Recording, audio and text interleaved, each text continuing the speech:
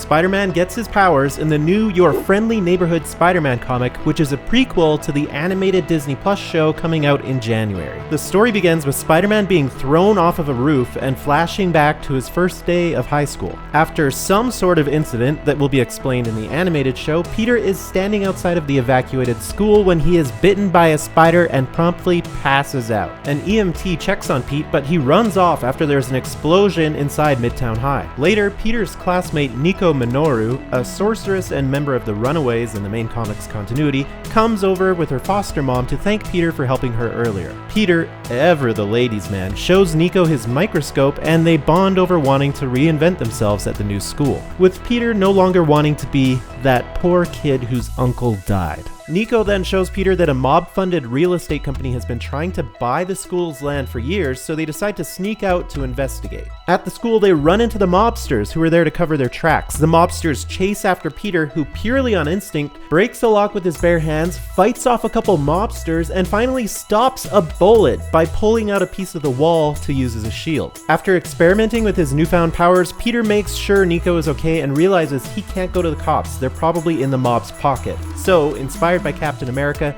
he creates a costume to take on the mob.